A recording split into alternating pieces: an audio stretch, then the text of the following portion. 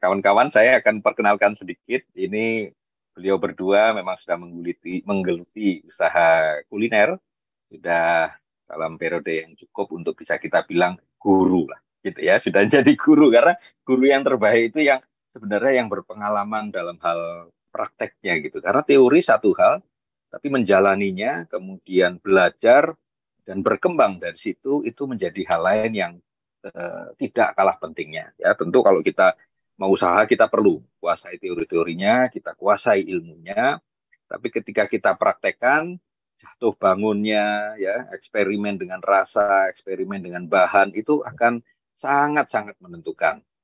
Ibu dan Mas Ferry, boleh cerita sedikit tak? Mas Ferry dulu deh. Mas Ferry dulu deh. Saya persilakan untuk cerita singkat aja perkenalan dulu supaya sahabat pena di seluruh Nusantara ini bisa mengenal Mas Ferry. Kami persilakan. Ya, saya Berry, saya selaku eh, pimpinan di Surabaya Hotel School. Jadi saya sendiri atau Surabaya Hotel School sendiri ini sudah kerjasama dengan pahlawan ekonomi cukup lama ya, dari tahun 2010 ya Pak ya.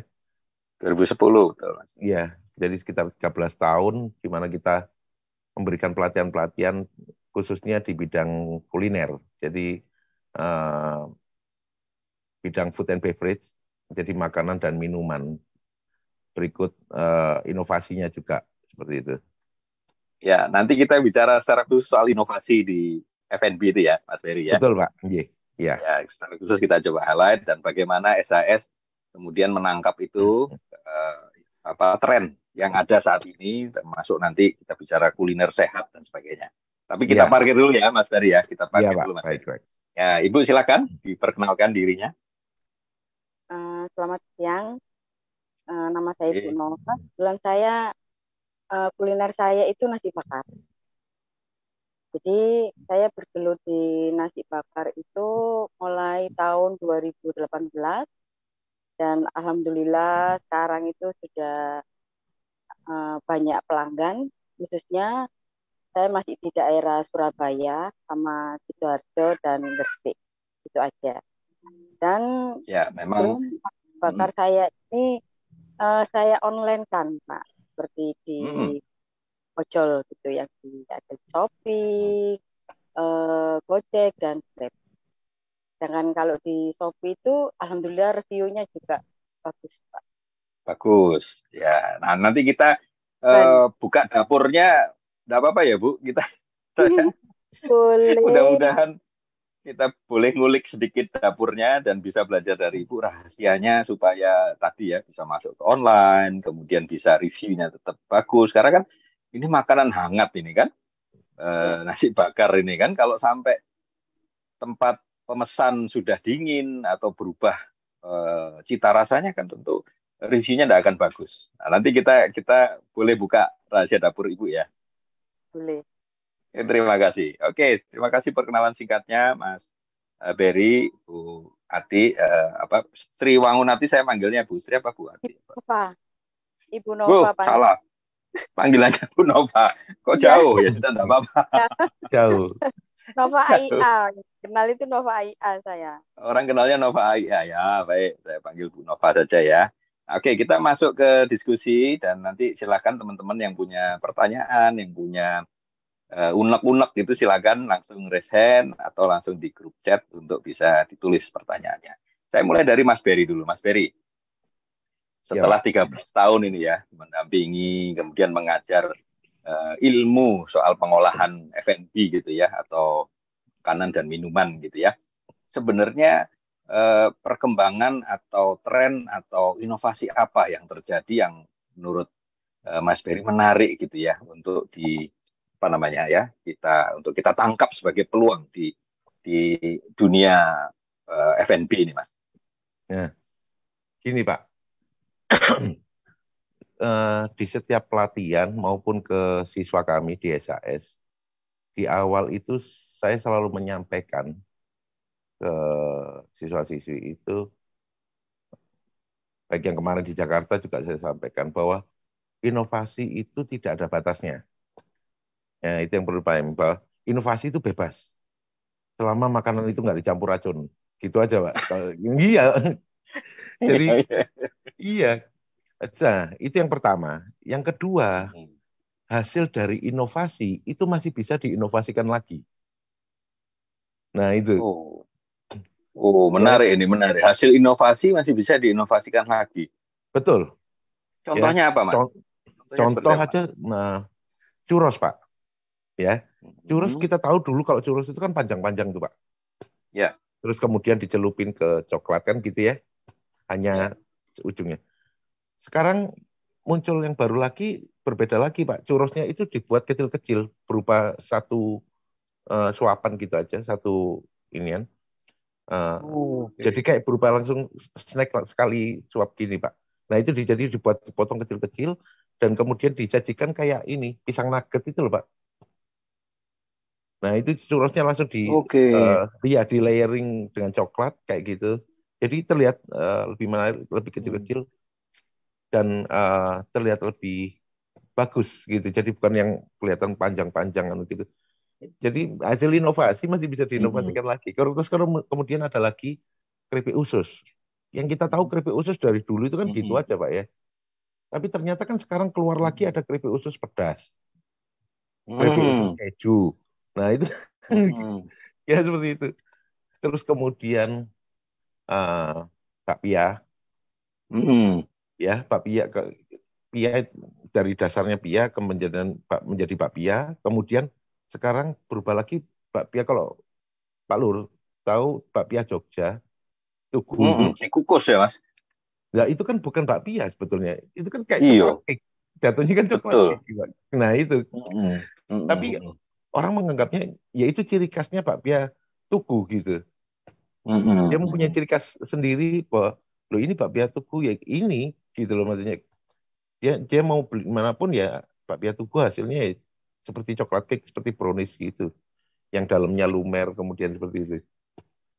Iya, iya, iya, iya, menarik, menarik. Ada Iya, lagi yang tren yang ini satu bahwa kita harus berani eksperimen, dua batasannya itu tidak ada gitu ya. Bahkan iya, inovasi itu bisa diinovasi lagi gitu. Ada lagi betul. selain dua poin ini, Mas Ferry. Nah, terus kemudian saya bilang kadang orang Indonesia itu terlalu rumit, Pak, mikir inovasi. Hmm, Jadi jangan membatasi otak kita itu terpaku pada satu satu jenis makanan, satu jenis ide apa dan sebagainya. Enggak. Saya ya, pernah gini, contoh aja yang paling gampang. Kalau kita bicara lemper, lemper umumnya pada umumnya itu isinya apa sih? Ayam, kan gitu. hmm, Atau kayak di Makassar ada gogos, ya. Itu lemper ikan kan gitu ya, dibakar gitu. Kenapa kita nggak berinovasi atau membuka membuka ide, contoh lemper ikan lele, lemper ikan bandeng yang hmm, murah aja, maksudnya yang hmm. lemper udang. Nah, itu sebetulnya kan bisa-bisa saja gitu. Tapi kenapa sampai sekarang ini tidak ada yang kepikiran itu? Ya, Ya, sama ya, seperti martabak. Martabak dulu harga 30.000, 40.000, tapi ketika itu diinovasi, ya dikasih Silver Queen, dikasih hmm, eh, Nutella dan betul, sebagainya. Padahal Silver Queen dan Nutella dari dulu juga ada, ya, kan gitu. betul, Cuman betul, betul. kenapa kok akhirnya baru ada yang kepikiran, baru mencoba dan akhirnya berhasil, akhirnya semua akhirnya Berhasil, Mas. ikut-ikutan gitu loh. Betul, Yang ada yang akhirnya satu satu loyang bisa empat seratus lima rasa, puluh bisa ribu betul nih. satu Iya. loyang 50.000, betul, betul. Nah, itu kan ada yang bilang seperti ini, loh karena pangsa pasarnya belum ada. Bukan, saya Bukan. bilang, karena pangsa Hmm, pasarnya belum dibentuk. Gitu. hmm, Saya hmm, sampaikan, hmm, pangsa pasarnya itu kan kita yang hmm. membentuk sendiri. Nantinya akan ada orang-orang yang tertarik dan berminat dengan produk yang kita buat. Gitu. Nah, Iya, iya, iya. contoh lagi cuma kue lumpur. Orang buat kue lumpur, rata-rata isinya nangka, kelapa muda, terus kismis, ya. Kalau kan Ya. cuma itu aja. Kenapa orang nggak berpikiran mungkin di dalamnya contoh ya semama kalau yang mahal diisi salmon. Apakah salah? Kan tidak gitu loh. Iya. Ya, diisi dengan yang gurih ayam atau diisi dengan eh, bandeng tadi lele, boleh saja gitu. Ya, Cuman kadang orang Indonesia terlalu terlalu rumit, Pak, untuk membuka usaha itu berpikirnya masih untuk inovasi itu terlalu rumit. Padahal inovasi itu tidak ada batasnya, bisa gitu. diawali dengan yang sederhana dan sebenarnya Betul, sudah ada di sekitar kita gitu ya. iya. Tinggal Apa yang sudah berani. terbiasa kita konsumsi pun bisa diinovasikan, gitu loh. Hmm. Hmm. Ya, ya, Contoh ya, aja ya, menarik. nasi goreng dari dulu ya warnanya merah gitu atau putih gitu. Tapi ternyata sekarang kan keluar lagi nasi goreng cumi warna hitam. Betul, Iya. betul, betul. Tadi malam saya coba nasi goreng pakai apa kikil. Nah, itu. Ya, enak juga, Mas. Iya. Enak juga, Mas. Makanya sesuatu Enak yang juga. yang hal-hal seperti itu. Jadi yang dibilang kekinian itu belum tentu sesuatu yang memang trending, kemudian kita ikuti, itu justru salah saya bilang. Kalau sudah trending, kita ikuti, maka eh, penjualnya ini sudah banyak dan pasar-pasar ini sudah menyebar. Mm-mm. Justru yang kita Ya, harus ya, kita ya. bentuk adalah bagaimana kita menciptakan sesuatu dan pangsa pasar baru. Nah itu Pak. Ya, ya, ya. Oke, saya post di situ untuk beralih ke Bu Nova ya. Bu Iya, Nova ya. kan tadi disebut Mas Berry bahwa kita bisa inovasi itu bisa diawali dari hal-hal yang sederhana. Nah, kita bicara soal nasi bakarnya Bu Nova ini. Bu Nova ya, Bu Nova, kenapa nasi bakar? Gimana itu awalnya nasi bakar Ibu bisa lahir Ya, menjadi ide bisnis dan istimewanya apa nasi bakarnya Bu Nova ini?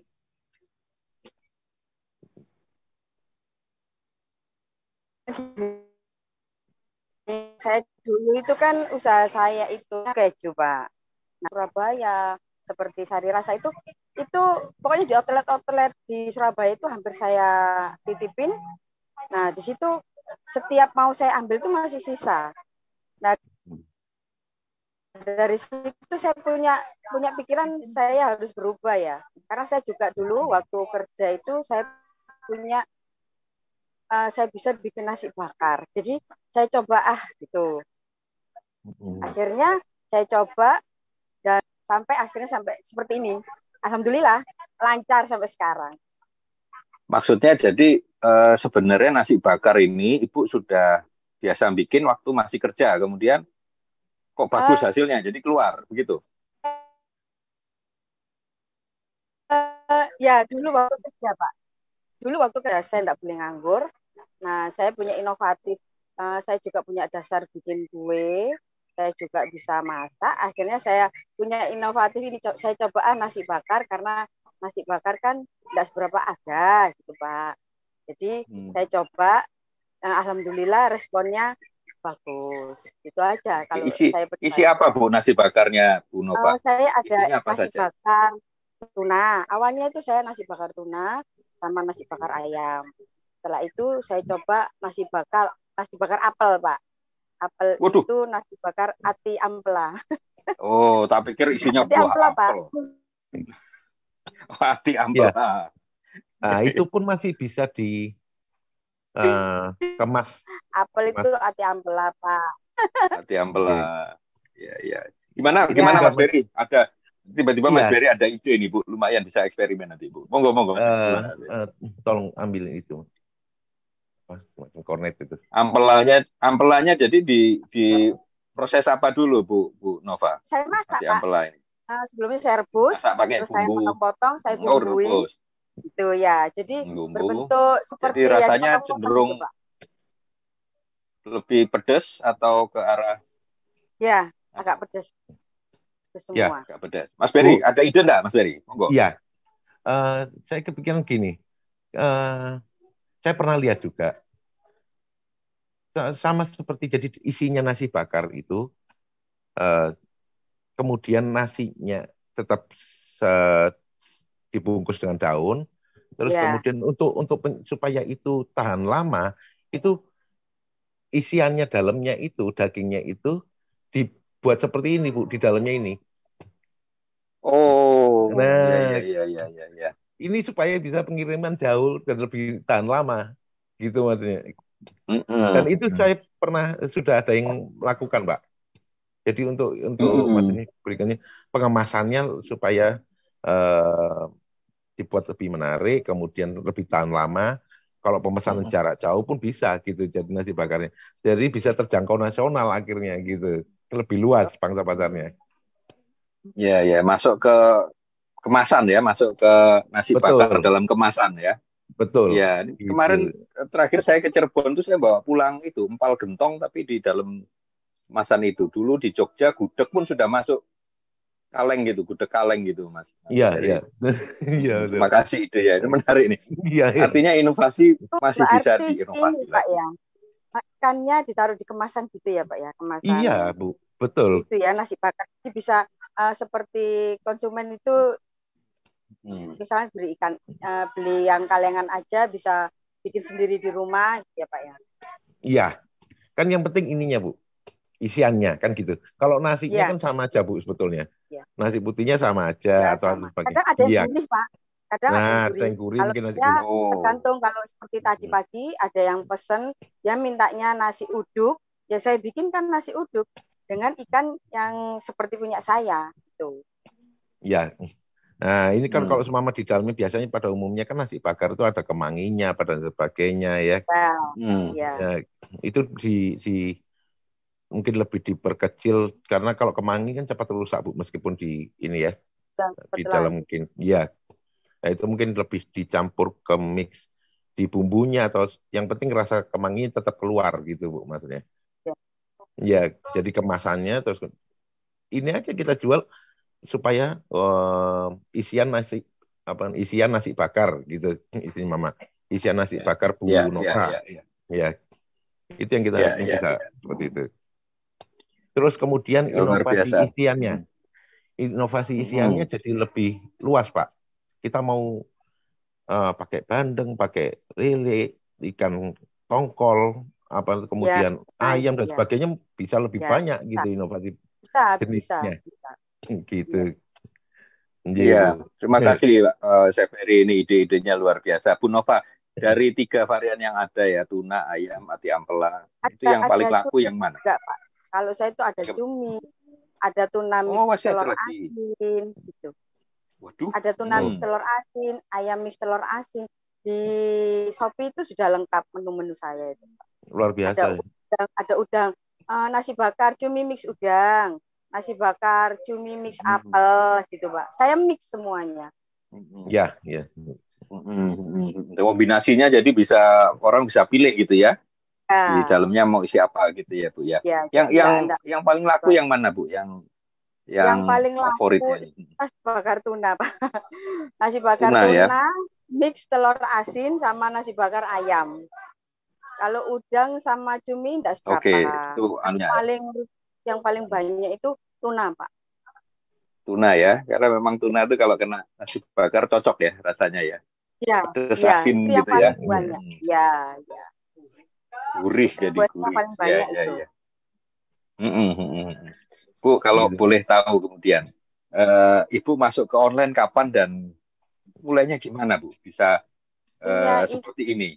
Masuk ke dulu gini Pak, saya itu ada tetangga itu ngasih tahu, coba di GoFood, daftarnya lewat online. Saya coba Pak, susah. Nah waktu itu ada acara PE yang besar di Melaku Tunjungan. Nah anggota dari GoFood itu beli, langsung saya ditawari Pak, langsung saya masuk di GoFood pertama kali loh itu Pak ya, saya langsung masuk di GoFood. Dan ratingnya bagus, akhirnya Grab mulai ikut-ikutan, GrabFood datang ke saya Pak. Akhirnya sampai sekarang, dari tahun 2018. Kalau Shopee Food baru Pak 2 tahun ini. Kalau Shopee Food itu pun pihak Shopee yang ke saya Pak, karena dilihat dari kecamatan ini rating saya bagus, jadi kita yang didatang. Jadi kita sudah enggak isi berkas, enggak, mereka semua yang ngurusin. Malah mereka yang mendatangi, mereka yang ngajak Ibu masuk gitu ya. Kalau sudah Pak. Kelihatan ininya. Bu, kalau boleh tahu porsinya sekarang antara yang offline sama yang online itu berapa persen? Sama, Pak. 50-50 berarti kira-kira ya. Ya, ya. 50-50 ya. Kadang banyak yang offline, Pak. Oh, malah banyak yang offline. Ya, order 200, 150. Luar biasa. Itu ya hampir setiap hari itu ada. Karena di tempat saya ini kan dekat kantor-kantor, Pak. Tempat saya itu daerah pelabuhan, banyak kantor-kantor. Nah, mereka yang biasanya kalau beli 1-2 itu melalui ojol, Pak ya. Nah, kalau banyak, telepon saya. Gitu. Oke, langsung nanti dikirim ke lokasinya kayak catering jadi ya Bu ya. Ya.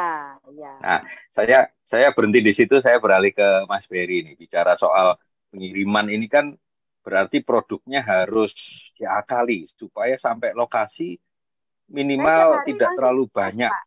Iya. Nah, supaya bisa tetap fresh sampai ke lapangan ini kan PR ini kan. Masih hangat, tidak panas sekali lah Pak. Maksudnya masih hangat seperti kayak 100 gitu. Saya harus meminit waktu jam karena ada yang bagian bakar, ada yang bagian bungkusin, ada yang bagian ngepak gitu Pak. Sudah ada tugasnya masing-masing. Jadi begitu sampai di tempat nasi bakar masih hangat. Masih hangat gitu ya? Iya, nggak sampai dingin. Mas Berry, ada pendapat saran untuk memastikan hot meals atau makanan hangat itu kualitasnya tidak berubah. Itu seperti apa, Mas Berry? Ya, gini, kalau di Indonesia itu kan, makanya kenapa banyak makanan kita itu yang tidak bisa masuk ke internasional, ya, karena rata-rata itu makanan kita bukan makanan fresh, kan gitu, Pak. Ya. Jadi makanan yang sudah diolah sebelumnya, dipanaskan, dan bahkan dipanaskan lagi berhari berikutnya dan berikutnya lagi. Itu malah lebih enak kalau di Indonesia, Pak. Betul ya? Ya, gudeg itu makin diinget makin enak itu. Nah, apalagi kayak blendrang gitu, Pak ya. Blendrang, betul. Nah, itu. Jadi, cuman bagus yang dilakukan sama Bu Nova ini tadi, bahwa kalau nasi bakar sendiri sebaiknya dibakarnya atau supaya tetap hangat, ya memang harus mendekati waktu pengiriman. Ya. Benar-benar mendekati waktu pengiriman, dan itu harus dihitung betul bahwa kira-kira dengan jumlah segini saya harus bakar mulai jam segini dan sebagainya supaya itu tetap hangat. Nah, kalau bisa semama ini ada semacam box yang untuk menjaga tetap hangat itu, Bu. Entah itu Pak, jadi styrofoam box itu dalamnya tapi dikasih aluminium foil, Bu. Oke. Dipakein aluminium supaya ketika dia disimpan di situ ditutup, itu kehangatannya terjaga tetap. Dan begitu nyampe diantarkan ke tempat, tapi bukan berupa kayak Gojek kan gitu Bu ya. Itu akan kesulitan kalau seperti itu. Tapi kalau pemesanan secara langsung offline dalam jumlah banyak dan sebagainya, diantisipasinya dengan cara seperti itu. Jadi styrofoam box, kemudian dalamnya dikasih aluminium, baru disimpan dalamnya supaya nyampe tempat itu tetap hangat. Tetap panas ya. Iya, betul. Iya, menarik.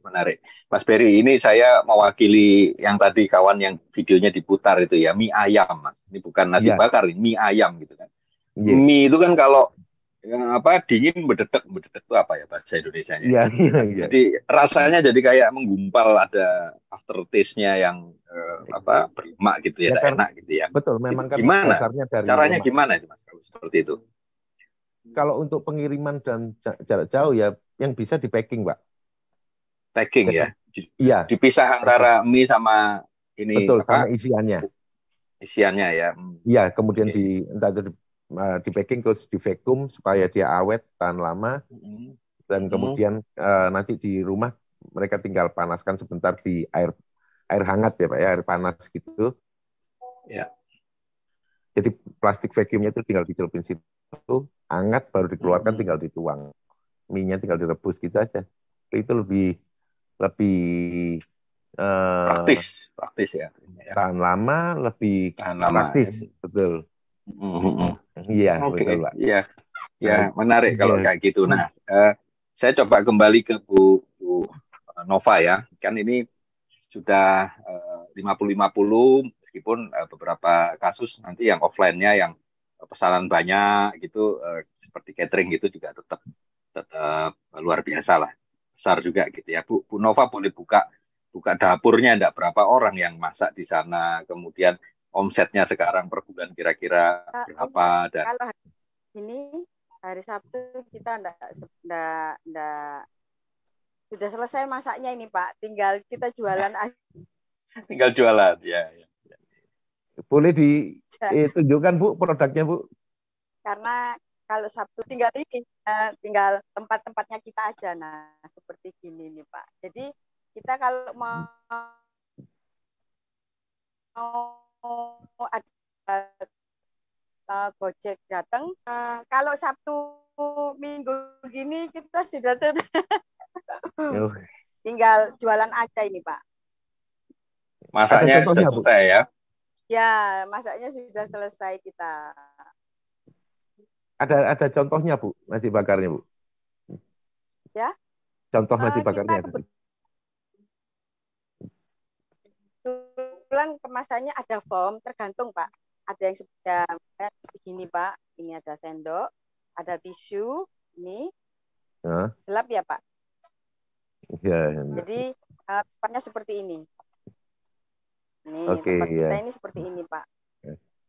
Ya. Ada juga yang foam. Kadang gini Pak, kita ini ada 2 kemasan. Terkadang pembeli itu kantor-kantor justru kebanyakan lebih cari yang seperti foam begini Pak. Kalau ini mereka enggak mau. Gitu. Kalau yang foam itu masih saya lapisin sama plastik Pak. Ada plastik bukan yang aluminium foil. Nah, seperti ini. Nah, nanti saya masukkan, saya kasih sendok, saya tutup. Ya. Oke. Gini, kalau untuk nasi bakar sendiri, pada umumnya rata-rata nasi bakar yang ada sekarang ini, entah sama nggak ya pandangannya ya, tapi rata-rata nasi bakar itu porsinya terlalu kecil Bu, size-nya. Ya, betul nggak Pak ya? Jadi kita makan nasi bakar satu itu kurang ya? Iya, betul ya. Rata-rata kurang karena hanya disesuaikan dengan porsi ukuran daun gitu aja. Ya, itu padahal. Bisa kok Pak, agak besar. Agak besar itu juga Bu. Bisa. Nah, kan agak ditekan. Jadi begitu dibuka, dia nasinya agak banyak. Nah, itu nanti Ibu akan punya diferensiasi produk sendiri ya. Kalau semama jumlah, ternyata porsinya Ibu itu lebih besar kayak gitu. Ya. Memang dari cetak nasi terus daunnya agak dilebarkan, Pak. Betul. Kadang kan ada orang bilang, saya tak porsi yang harga segini gitu. Jadi nasinya kita kasih banyak, Pak. Sesuai lah. Nasi, ikan, sayur itu sesuai. Iya. Gitu. Porsi jumbo nih ya. Iya. Karena rata-rata yang ada sekarang nasi bakar itu tidak sesuai porsi makan kita, Pak. Untuk makan, terutama makan siang ya.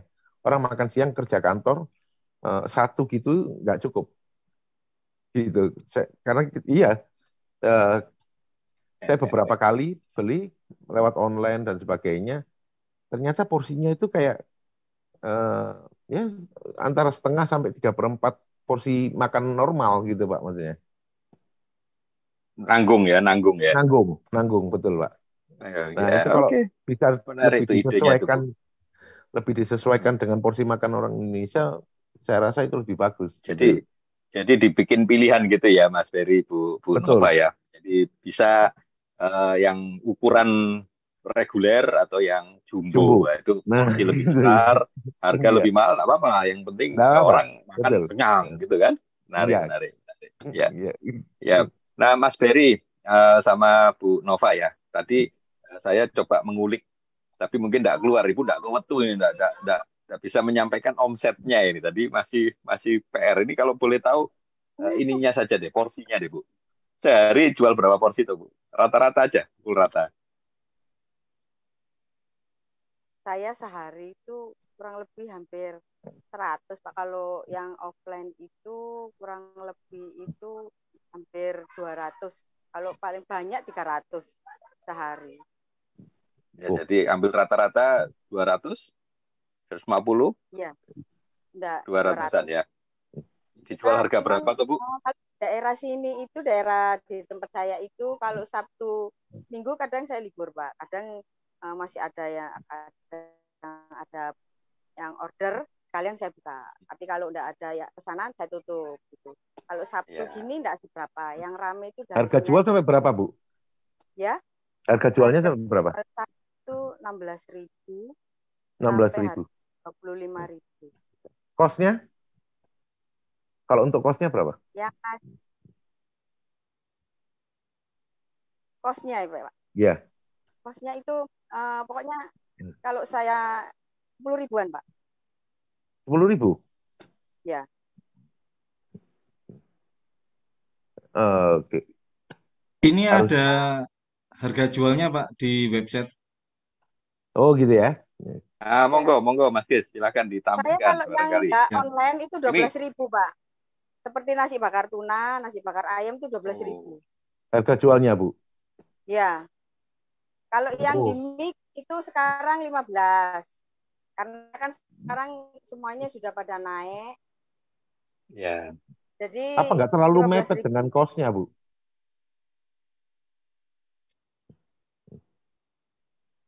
Tadi Ya,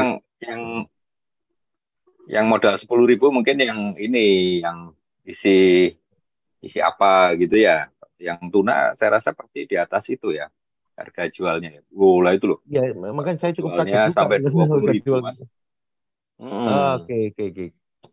21, 22.000 ya. Online gitu Pak, 20. Iya. 25 ya yang di online itu. 25 Cukup lah, ya bagus lah udah meski. Cuman kalau 16.000, Ya. 12.000 kok mepet sekali saya rasa. Itu kadang isinya yang agak banyak Pak. Ya. Tapi karena kalau yang di rumah 12, 13, paling mahal itu 18 Pak. Yang udang mix cumi, udang mix tuna itu mahal. Tapi kalau udang nasi bakar tuna mix ayam itu 15.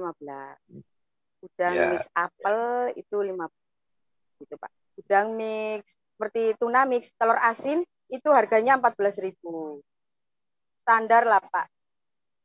Sudah sesuai sama di sini hitungannya. Bukan Bu, justru yang harus diperhitungkan bahwa bagaimanapun Ibu harus memikirkan nantinya untuk pergantian peralatan. Mungkin itu nggak masuk ke hitungan Ibu, gitu loh. Ya, makanya kenapa ngambil keuntungan jangan terlalu kecil, Bu. Ya, betul Bu. Ya, bagus. Ya.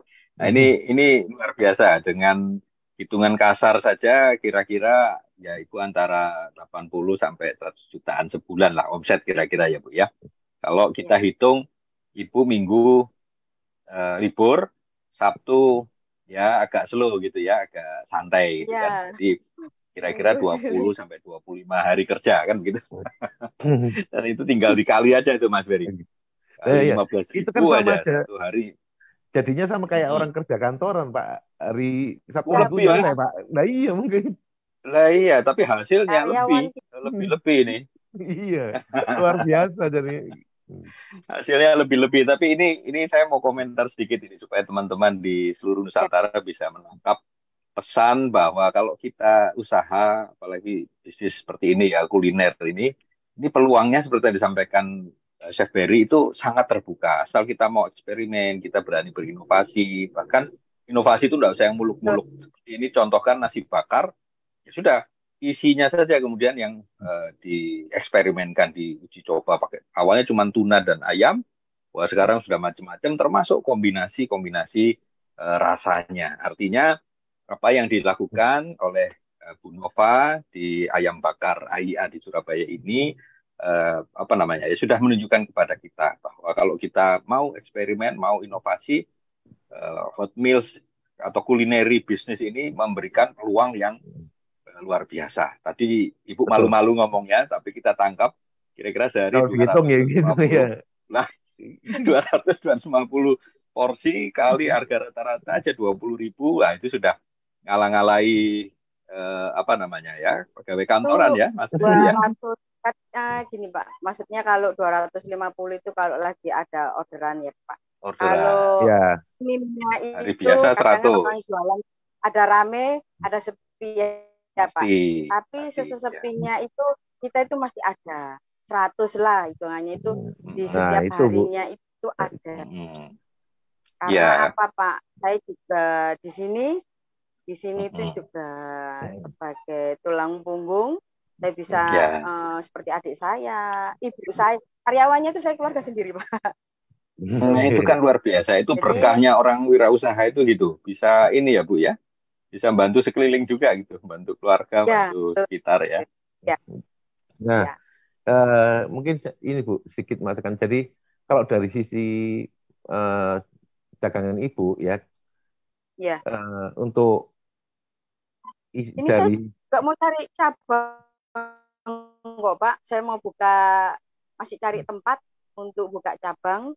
Ya. Jadi saya masih cari-cari tempat ini, insya Allah bulan depan sudah saya bisa ada tempat buat cabang nasi bakar, karena saya ini juga tidak hanya nasi bakar aja, ada ayam bakar, tidak, alhamdulillah juga rame gitu Pak. Iya. Lokasinya beda sama yang sekarang Bu? Ayam bakarnya? Ya, rencana saya beda Pak. Ya. Oke, silakan Mas Ferry. Ada yang mau disampaikan? Iya. Kalau dari produk-produknya Ibu. Sama Mas. Ya. Ya. Kalau dari produknya Ibu, yang bisa dikembangkan itu dari variasi isiannya. Kemudian yang kedua rasa, ya. Rasa itu bisa dibuat ada yang entah itu nanti rasa balado, rasa rendang apa dan sebagainya ya. Terus kemudian yang ketiga dari tingkat kepedasan, Mama. Itu bisa juga. Ya, kadang minta sambal kok, Pak. Ya, gitu. Ya enggak, maksudnya kalau semama itu berupa ada sambalnya, kalau nanti sambal kadang pembeli itu kan beda-beda ya Pak. Iya. Enggak, nantinya kalau semama Ibu mau meningkatkan kemasan seperti ini ya, maaf kelihatan namanya jadinya. Kalau kemasan seperti ini, jadi bisa beraneka rasa, bisa beraneka tingkat kepedasan, terus kemudian dari isinya juga bisa beda. Jadi masih banyak yang bisa dikembangkan Bu dari satu produknya Ibu itu. Ya. Mau gitu Pak, saya kalau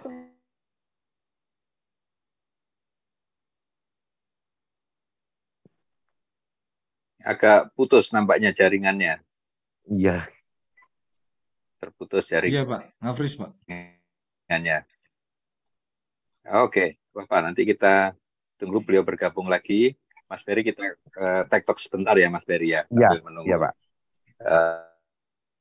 Bu Nova masuk ya. Artinya Mas Ferry melihat setelah usaha kuliner apa namanya ini ya, nasi bakarnya Bu Nova ini berhasil, tetap masih ada ruang ya masuk ke kemasan gitu ya, atau dalam kaleng ya, Mas Ferry. Iya, jadi sebenarnya setiap makanan maupun minuman itu nggak ada bisa berhentinya Pak untuk diinovasikan. Gitu. Jadi nggak ada batasannya itu sampai dikembangkan seperti apa dan sebagainya. Entah itu dari kemasannya, rasanya apa dan sebagainya, itu masih bisa bergerak terus Pak. Dan itu tergantung dari orangnya gitu. Maksudnya dari pelaku usahanya akhirnya.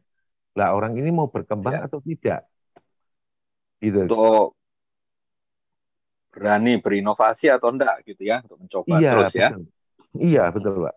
Jadi makanya kenapa Oke, dari kalau yang soal ini ya, ya, makanya kenapa dari yang baru mau mulai usaha itu kita selalu ingatkan dari awal sebelum mereka mulai usaha, jangan pernah membatasi diri dengan satu produk yang kamu jual gitu. Produkmu itu masih bisa dikembangkan jauh lagi gitu. ya, ya luar biasa. Terima kasih insight-nya Mas Ferry ya. Mas Iya. Kisworo, kalau Bu Nova sudah masuk, monggo langsung langsung Ya, dipersilakan untuk bergabung. Oh, sudah kembali. Udah, ya. Pak. Ya, sempat hilang Bu Nova tadi, barangkali boleh diulangi Nggak Pak kalau apa di yang tadi depan. ingin disampaikan sebelum terputus. Hmm. Ya, sinyalnya kurang bagus kayaknya kalau di warung ini, di depan ya. Silakan Ibu, silakan.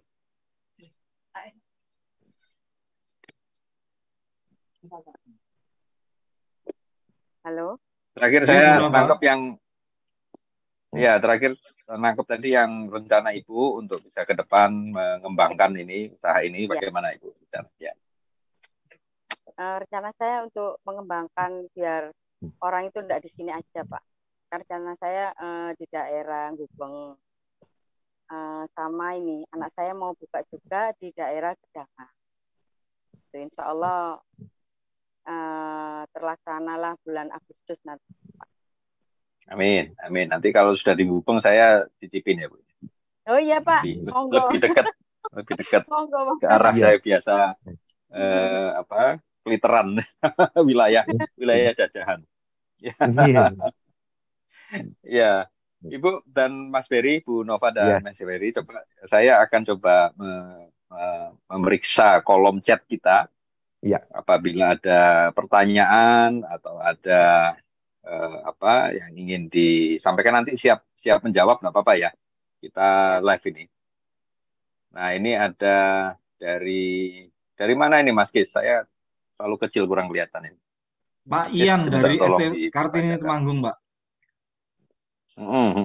Silakan. Kalau Pak Ian ada, boleh diberi kesempatan untuk di unmute, bisa disampaikan pertanyaannya.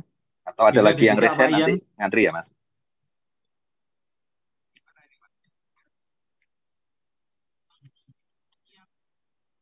Selamat Pak siang, Ian Pak ini Ian. Kepala Sentra Kemensos di Ya, selamat siang. Temanggung. Maaf Selamat nih. siang, Pak. Selamat siang, Pak Ian. Ya. Nggak apa-apa, Ya, memang saya dengarkan dari tadi, memang Pak. akhir pekan kok, biasa kausan santai, nggak apa-apa Pak Ian. Silakan Pak Ian, ada yang ingin ditanyakan kepada para Iya. guru kita ini. Iya, saya dari tadi mendengarkan guru-guru narasumber kita, Pak. Bagus sekali pengalamannya. Jadi tadi di awal disampaikan bahwasannya bahwa pasar itu dibentuk, gitu. Nah itu kan, dibentuk konsumen itu dibentuk oleh kita, gitu kan. Nah, sementara kita selalu beranggapan bahwa kita jualan itu mengikuti pasar, gitu kan, maunya pasar, gitu kan. Tapi kalau Bapak narasumber tadi menyampaikan bahwa pasar itu dibentuk, katanya konsumen itu dibentuk luar biasa, itu ya. Nah, tentunya Pak, ini saya yakin itu akan mendapatkan satu masa yang ya trial and error dulu untuk fokus hal tersebut, sehingga ini bisa diakui atau disenangi masyarakat untuk dibeli. Nah, pengalaman Bapak, Pak, bagaimana caranya atau mengukur sampai sejauh mana kalau ini produk ini atau inovasi ini bisa kita lakukan sampai terus atau kita berhentikan? Nah, misalkan tadi dan apa ini hanya untuk makanan itu, Pak, atau tidak, gitu kan? Dengan tadi statement tentang ini hanya dapat dibentuk tadi, gitu. Ini yang saya tertarik, Pak, untuk meminta pengalaman dari Bapak, karena saya inginkan nanti yang di kami itu bisa juga mengikuti hal itu di Sentra Kartini ini, supaya apakah saya kan takutnya ini aja titik aja, Pak. Modal saya habis untuk ini, gitu, untuk mencoba itu. Nah, ini caranya gimana Bapak mengukurnya itu? Apakah 2-3 kali atau gimana gitu? Terima kasih, Pak. Terima kasih Pak Ian. Ini menarik sekali, nanti Mas Ferry dan Bu Nova bisa menjawab ya. Yang pertama, tadi bagaimana kita berani untuk bisa mengatur pasar ya, tidak sepenuhnya menjadi pengekor. Sebenarnya kalau istilahnya Mas Berry tadi itu kita membentuk pasar itu bukan berarti kita tinggalkan selera pasar gitu ya. Nah, nanti silakan Mas Berry jelaskan. Nah, kedua nanti Bu Nova bisa jawab pertanyaan keduanya. Kalau kita mau eksperimen terus nggak laku ini kita titiknya sampai mana ini? Harus coba berapa banyak? Bahwa kita tahu ini tidak bisa diterima gitu oleh pasar gitu. Ini kita drop atau seperti apa tips triknya? Silakan Mas Berry. Ya, baik. Gini, Pak. Membentuk pasar itu kan diberi mulai dari apa yang akan kita buat dulu ya, Mas, dari produknya. Kemudian kita harus bisa menilai bahwa produk saya ini cocoknya untuk kalangan mana, ya.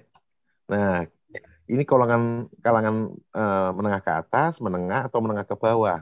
Kemudian dari teknik promosi pun bisa dibedakan gitu. Contoh semama melalui sosial media. Sosial media pangsa pasarnya untuk promosi kita juga bisa menentukan dari umur berapa sampai berapa, lokasinya di mana, dan kemudian daerahnya di mana ya maksudnya, terus dan sebagainya kan gitu ya. Nah, itu untuk membentuk pangsa pasar kita sendiri jadinya nantinya. Nah, kemudian memang ada beberapa hal yang bisa menyebabkan ternyata apa yang kita targetkan, pangsa pasar yang kita targetkan itu tidak sesuai, bisa melenceng gitu. Bahkan bukan hanya yang kecil-kecil seperti kita, yang besar aja, sebesar mall gitu ya, itu pun ada di Surabaya ini kan. Sebesar mall, target marketnya saya yakin dia target marketnya itu sebetulnya pangsa pasar ke atas. Ternyata yang masuk ke situ menengah ke bawah, Pak, bagian besar gitu. Ternyata bisa seperti itu gitu. Ya itu seiring berjalannya waktu ya, maksudnya ternyata begitu kita launching produk nggak sesuai dengan target market kita dan akhirnya kita harus mengikuti pasar kita gitu ya, yang masuk ke kita. Nah, itu dari situ kita harus sesuaikan lagi. Oh, ternyata pasar saya di sini, berarti produk saya harus diperbaiki seperti ini untuk sesuai itu tadi, Pak. Ya, terima kasih. Jadi kita fleksibel ya, kita harus berani untuk mencoba sesuatu yang baru, tapi kita juga tidak boleh tutup mata, tutup telinga terhadap selera yang ada di pasar. Dan ini bergerak. Nah, ini yang kita harus pintar-pintar untuk mengikuti, atau kalau bahasa kerennya itu bernavigasi di tengah ombak. Aduh gitu ya, bahasa kerennya ya. Silakan Bu Nova, barangkali bisa ditambahkan untuk tadi kalau kita nyoba sesuatu yang baru, terus kita tidak laku, itu gimana Bu cara membatasi supaya eksperimen itu tidak terus menggerus keuntungan kita? Silakan. Kalau saya pribadi itu Pak, saya tidak pernah mikir untuk rugi ya, karena kan kita kan niat jualan. Positive thinking Ibu ya. Positive thinking. Saya selama ini itu tidak pernah, karena saya nyoba itu tidak banyak Pak. Saya nyoba itu kira-kira saya beli, misal saya beli 1 kilo gitu ya Pak. Itu saya setiap ada pembeli yang datang, ini loh ada apel nasi bakar tuna, apel bakar ya, boleh coba, saya kasih coba Pak. Tuh. Betul. Nah dari situ nanti, oh iya enak, iya deh, saya mau yang itu gitu. Biasanya itu gitu Pak. Sama halnya seperti udang juga gitu. Awalnya saya juga sedikit gitu. Nanti lama-lama orang itu akan cari gitu. Kalau saya pribadi loh Pak. Jadi saya itu selalu nanti pertama itu saya ayam mix telur asin. Laku apa enggak, saya enggak pernah mikir gitu. Yang penting saya nyoba dulu. Ya akhirnya laku Pak. Bahkan sampai ada yang pesen sampai 100 itu tuna mix telur asin dan ayam mix telur asin. Nah setelah itu apel juga gitu. Wah, alhamdulillah responnya bagus. Saya kelihatan udang. Saya nyoba udang. Nah saya nyoba udang, alhamdulillah. Cumi juga, walaupun udang sama cumi itu tidak seberapa karena harga Pak. Sama sebutkan dari Bapak tadi itu, harga itu kadang itu berpengaruh dari pembeli. Betul. Walaupun kantoran gitu Pak ya, kadang itu masih cari harga yang agak Murah. standar lah gitu Pak. Itu dari saya. Ya kalau orang kantoran tuh sebenarnya nyari yang ini juga Bu, yang cocok dengan Enak, anggaran murah. makan siangnya Bu. Ya. Iya, Iya, betul. enak, murah, banyak Iya, Pak. iya. Iya. Enak, Tidak murah, lebih banyak. dari 20.000. Ya, Iya, saya kira-kira tahu. begitu Bu. Ya, Mm-mm.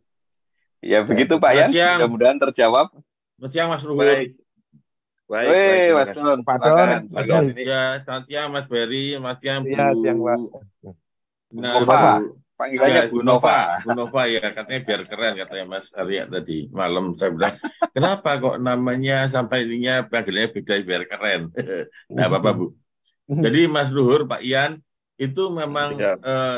yang jelas itu jangan sampai product driven ya. Membentuk pasar itu bukan product driven ya, bukan kita memaksakan produk kita loh ya. Membentuk pasar itu sebetulnya bagian kalau dalam marketing namanya market driver. Jadi ada market driven, kita ngikutin pasar, ada market driver, ada product driven. Nah, kalau product driven itu kita memasukkan produk kita, tidak boleh itu. Bahasanya Mas Luhur itu sudah tepat sekali bahwasanya yang terjadi adalah eksperimentasi pasar atau eksperimentasi produk. Boleh kalau eksperimentasi. Karena kalau begitu kita ngomong eksperimentasi artinya kita sudah punya research bahwasanya kalau memang nggak laku ya udah. Itu kan. Jadi Ya, bukan kita terus mau kemegahan gitu nggak bisa. Tapi yang tadi yang katakan market yang dibentuk Mas Berry itu apa tidak boleh? Boleh saja. Saya masih ingat dulu kasusnya itu Mas Berry itu dulu pernah ikut melakukan tunjungan Mas Luhur, itu cuma jualan sosis. Tapi sosisnya sosis jumbo. Sosis jumbonya dibakar pakai bumbu-bumbu. Kalau sekarang sih ngomongnya Korea-Koreaan ya. Waktu itu belum Korea-Koreaan, tapi bumbu-bumbu yang aneh-aneh gitu. Namanya dibuat aneh gitu kan.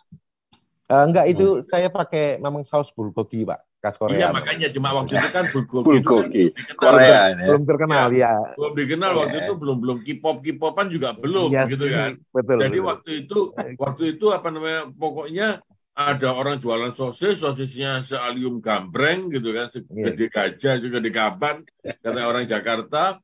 Terus kemudian apa namanya yang masak juga, badannya kan sudah seperti chef gitu kan.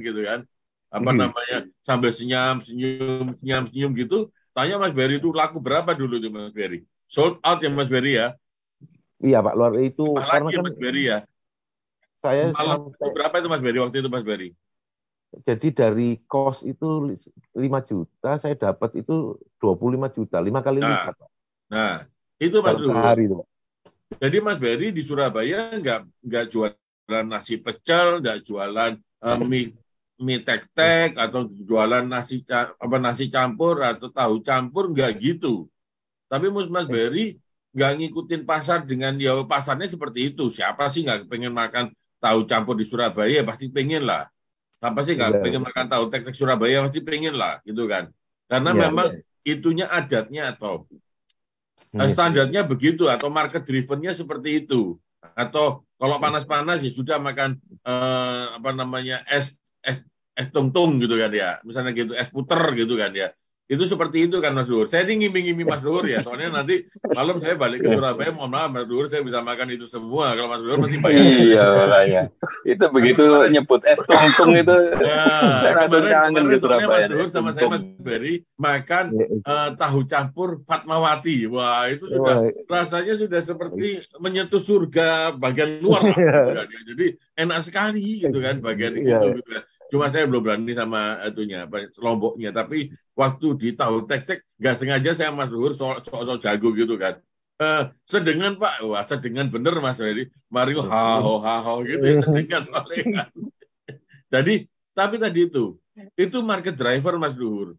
Kenapa? Karena kemudian market itu kan dilihat, kamu jalan-jalan di Tunjungan, kamu masa yang memakan itu aja, gitu kan? Betul. Ini loh, aku jual makanan yang padahal kalau kita di Eropa, di Amerika atau Mas Berry pernah di kapal, biasa aja gitu kan ya.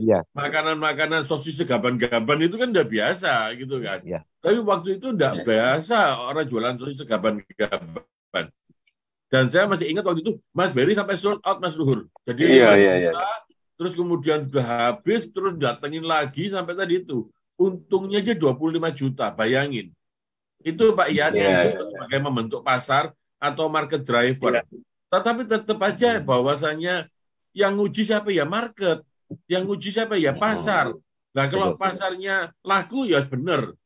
Pasarnya laku dengan harga mahal, wah lu bener mana mesti gitu kan. Lebih bener lagi gitu kan. Jadi Iya. dilakukan Mas Berry itu ngetes apa namanya pasar itu laku dan Mas Berry tidak menjual barang itu murah. Justru dijual dengan harga premium karena orang itu kan nyobanya sampai, wih, ono sosis segaban-gaban, tapi larang, mahal, tapi chefnya kayak tuh aneh cocok kayak gini, gitu kan. Jadi bahasanya orang Surabaya cocok kayak gini, gitu kan. Nah, kata cocok ini, gitu kan, itu adalah persepsi pasar yang dibentuk oleh tampilannya Mas Berry tadi itu. Jadi kalau saya lebih jalan, ke ini, Pak. Tapi seperti itu. Silakan Mas Berry. Kalau saya itu lebih ke psikologi pasar, Pak. Ya, betul. Ya, psikologi pasar dalam artian gini, bahwa terutama orang Indonesia itu cenderung lebih menyukai hal sesuatu yang baru dan aneh buat mereka. Nah, itu mereka pasti coba. Makanya kenapa saya selalu menekankan untuk inovasi, buat sesuatu yang baru, yang aneh, yang nyeleneh dan belum ada yang jual. Sudah itu pasti laku. Kan? Itu. Kalau buat saya yakinnya seperti itu, Pak. Ya, justru itu Mas Luhur. Jadi menurut saya cuma tadinya saya sudah lah Mas Luhur, sudah enak membawakan, saya nggak ngomong gitu ya. Tapi saya takut kalau Pak Ian menganggapnya ini pada sisi product driven, ini tidak ada urusannya sama produk. Ini urusannya sama pasar. Mas Berry mencoba sesuatu iya, tapi respon pasarnya itu yang sebetulnya menjawab apakah sesuatu itu layak untuk dilanjutkan atau tidak. Betul, iya. Ya kan? Bahkan ya, tadi itu kalau mau jujur tanya Mas Berry, kenapa cuma modal 5 juta? Nah, ya soalnya nyangkanya 5 juta aja nggak habis kok gitu kan. Kalau dari awal tahu 5 juta habis pasti modalnya 10 juta gitu kan. Tapi karena 5 juta diputar bolak-balik jadi sampai 25 juta. Malah mulainya cuma 1 juta Mas Don. Iya. Makanya 1 juta tadi dapat untung 5 juta. Iya. Saya semuain 5 juta jadinya dapat 25 juta. Makanya. Jadi kan itu yang saya sampaikan. Jadi bahkan seorang Mas Berry pun yang punya yakin bahwa saya akan melakukan eksperimentasi pasar tadi itu pun tidak melakukan gila-gilaan di awalnya. Betul. Jadi apa namanya ngukurnya itu tetap ngukur gitu kan. Bahkan tadi ngukur cuma 1 juta. 1 juta, loh kok ternyata apa namanya siang aja sudah habis gitu kan. Wah ya ini gitu kan. Itu kan waktu itu pagi sampai malam. Wah ya ini gitu kan. Kalau gitu ini boleh ini di apa katanya orang semuanya dibiokno semuanya. Jadi 1 juta jadi untung 5 juta. Tambah lagi. Terus oh ya 5 jutanya itu dibelikan semuanya, dipertaruhkan semuanya karena apa? Karena yakin tadi 1 juta bisa jadi 5 juta. Jadi saya ingin sampaikan sama teman-teman bahwasanya bagaimanapun suka nggak suka, mau nggak mau, pasar membeli kita itu adalah sebuah kenyataan. Nah, pasar yang apa namanya kalau pasar pembeli kita nggak beli, itu kita harus itu kepada kita, merefleksi pada kita, apakah sudah benar kita. Tapi kalau mungkin bukan produknya yang salah, gitu kan? Ada yang salah. Nanti saya ingin satu chart, Mas Luhur, yang selalu mengingatkan teman-teman bahwasanya produk itu salah satu dari komponen yang harus kita perhatikan. Kalau di pahlawan ekonomi kita selalu mengatakan produknya itu go global, go digital, go finansial. Artinya nggak cukup cuma produknya saja yang go global, yang kualitasnya global, tapi kita harus masuk pada pasar digital dan kita juga harus masuk pada kemampuan finansial. Kita mengatur yang tadi Mas Berry ngomong gitu kan. Jadi di awalnya bukan 5 juta dipertaruhkan sama Mas Berry, 1 juta dipertaruhkan dapatnya 5 juta. Nah begitu 5 juta itu dipertaruhkan dapatnya 25 juta. Kira-kira kan seperti itu Mas Luhur. Ya. Jadi berarti apa? Artinya Mas Berry tidak melakukan harganya nggak diotak-atik sama dia gitu kan. Yang diotak-atik sama dia adalah kapasitasnya dia untuk kapasitasnya produk itu untuk menggrabbing, untuk mengambil market 25 juta itu. Iya, yang lebih besar. Ya, itu saya ingin sampaikan sama teman-teman makanan. Jadi apapun yang tadi Bu Nova sampaikan, ya Mbak Nova ya, Mbak siapa? Mbak Nova ya. Bu Nova ya. Bu Nova. Bu Nova sampaikan itu adalah benar. Tidak akan pernah membayangkan rugi. Kenapa? Karena ya eksperimentasi ya harus terukur. Dan ketika di makanan hari ini, oh itu bisa sekali dilakukan. Kenapa? Kita punya Instagram Live, kita punya Facebook Live, kita punya YouTube Live, dan sebagainya. Artinya orang bisa melihat cara kita memasak, bisa lihat lingkungan kita memasak, orang bisa membayangkan enaknya makanan itu, gitu kan. Kemudian orang bisa langsung order. Jadi kemarin Bu Diah ngomong sama saya itu pepes sum-sum Mas Luhur. Masya Allah, pedesnya Mas Luhur, pedesnya pol, notok. Terus waktu saya protes katanya, Pak Don, itu sudah saya kurangin 30%. Wah, saya kalau gitu saya minta dikuranginya 50% yang dari 30% itu, Bu Diah. Gitu kan. Ampun deh. Tapi tadi itu dia bilang, Pak Don, saya jualan 500 paket itu sold out. Dia seperti itu. Karena hari ini Mas Berry, kalau itu dulu Mas Berry butuh namanya melaku nang tunjungan untuk sebagai event untuk ganggu orang gitu kan. Dari Instagram Live ini bisa jadi event langsung ganggu orang gitu kan. Jadi orang tidak perlu panas-panasan di tunjungan sambil sambil lihat sana lihat sini gitu, tapi langsung lihat, wah ini dia gitu kan. Boleh juga, apalagi tadi itu nanti bukan produk, promotion, placement, price saja yang berpengaruh, tetapi karena sudah ada logistik, sudah ada pengantarannya gitu kan ya, sudah ada platformnya gitu kan ya.